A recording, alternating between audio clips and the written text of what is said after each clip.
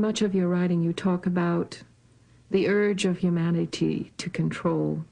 In Crossing to Safety, you have a quote, you quote Henry Adams, "Chaos is the law of nature, and order is the dream of man." But it's a dream.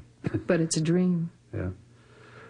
Actually, in the whole history of the West was dominated by that feeling that the earth is made for man and for man's use, and that anything he wants to do with it is his, and that it isn't even proper to let it go to waste, as it were, without human use.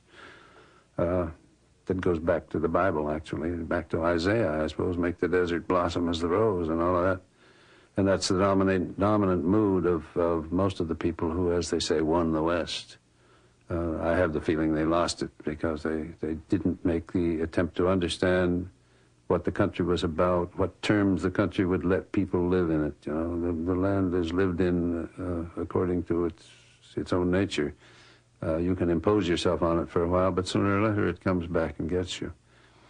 I think we lost the chance to develop a much more stable society in the West, and one that wouldn't have destroyed so much of a marvelous part of the world, and left it wounded, because the West, being an arid country, doesn't heal.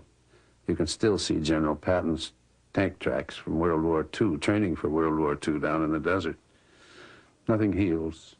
In Vermont, by comparison, where I lived part of my life, everything heals. That country wants to be trees. You can cut it all down, clear cut it, and anything else, and pretty soon it's coming up to Christmas trees and ferns, and pretty soon it's got raspberry bushes, and pretty soon it's got saplings, and pretty soon it's woods. That doesn't happen out here.